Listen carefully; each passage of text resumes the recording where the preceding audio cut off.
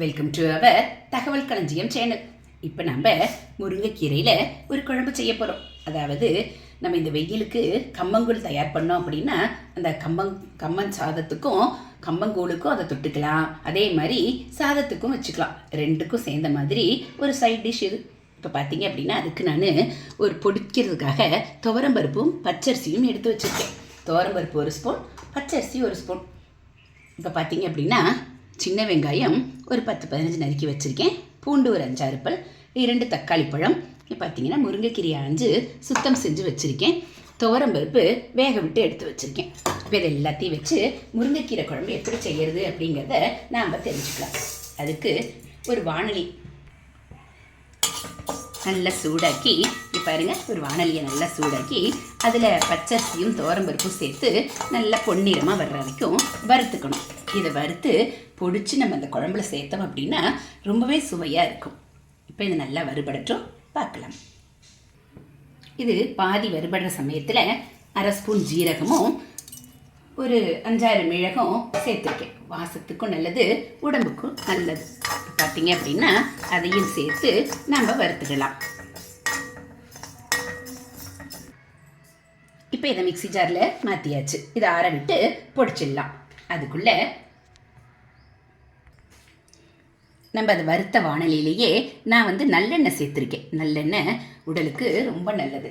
வாய்ப்புண்ணு வயிற்றுப்புண்ணில் இருந்தால் ஆறி போயிடும். அதனால் நல்லெண்ணெயில் தான் இன்றைக்கி நம்ம செய்ய போகிறோம். இப்போ நல்லெண்ணெயை சேர்த்தாச்சு. சேர்த்து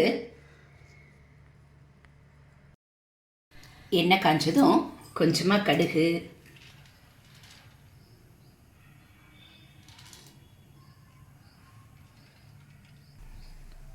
சேர்த்து கடுகு வெடிச்ச உடனே நம்ம உளுத்தம்பருப்பு, கடலைப்பருப்பு, 2 மிளகாய் வத்தல் தாளிச்சு கொட்டிடலாம். இப்போ கடுகு வெடிக்க ஆரம்பிச்சாச்சு. நம்ம மித்த பொருட்களையும் சேர்த்துடலாம்.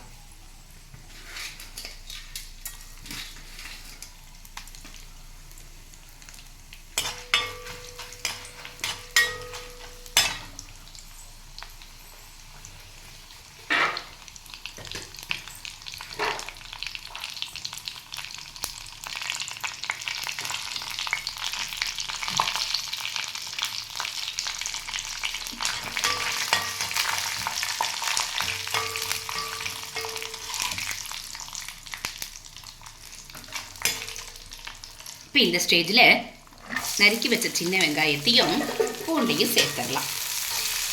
இது நல்லா வதங்கட்டும். அதுக்கப்புறமா நம்ம தக்காளியை ஆட் பண்ணிக்கலாம்.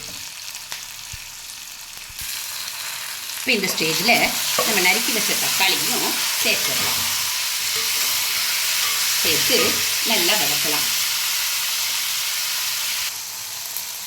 இப்போ தக்காளி வெங்காயம் எல்லாம் நல்லா வதங்கியாச்சு. இதோட சாம்பார் தூள் உங்களுக்கு எவ்வளோ தேவையோ அந்த அளவுக்கு காரத்துக்கு ஏற்ற மாதிரி சேர்த்துக்கலாம். சேர்த்துட்டு தேவையான அளவுக்கு உப்பும் சேர்த்துடலாம். இப்போ இந்த ஸ்டேஜில் நம்ம சுத்தம் செய்து வச்சுருக்கக்கூடிய முருங்கைக்கீரையை இதில் சேர்க்கணும்.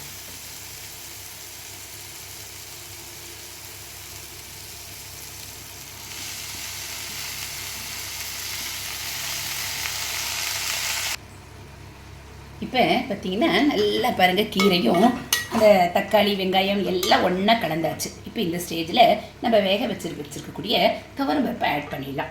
ஆட் பண்ணி அதையும் நல்லா கலந்து விட்டு கொதிக்க விடலாம்.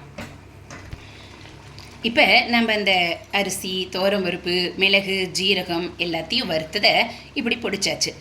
இப்போ கீரையும் நல்லா கொதிச்சிட்ருக்கு. இந்த சமயத்தில் நம்ம பொடிச்சு வச்சதை நமக்கு எவ்வளோ தேவையோ, அதாவது நம்ம டேஸ்ட்டுக்கு தகுந்த அளவுக்கு, காரத்துக்கு தகுந்த அளவுக்கு நம்ம சேர்த்துட்டு நல்லா கலந்து விட்டு கொதிக்க வச்சு இறக்கினோம் அப்படின்னா சுவையான முருங்கைக்கீரை குழம்பு தயார். இதை சைட் டிஷ்ஷாகவும் யூஸ் பண்ணிக்கலாம். சாதத்துக்கும் கலந்து சாப்பிட்லாம். நம்ம கம்மங்கூழுக்கும் வச்சுக்கலாம். ரொம்பவே சுவையாக இருக்கும். ஆரோக்கியமானதும் கூட.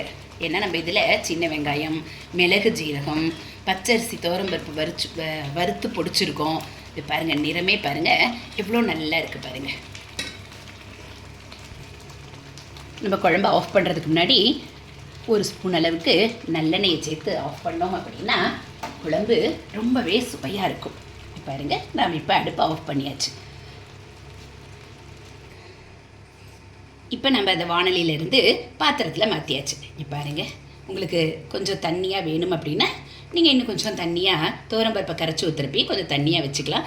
நான் வந்து சாதத்துலேயும் கலந்து எல்லாத்துக்கும் சேர்ந்த மாதிரி செஞ்சுருக்கிறதுனால இது பாருங்கள், அதனுடைய ஸ்ட்ரக்சரே எவ்வளோ நல்லா இருக்குது பாருங்கள். தக்காளி, வெங்காயம், பூண்டு சுவையும் அவ்வளோ நல்லா இருக்கும்.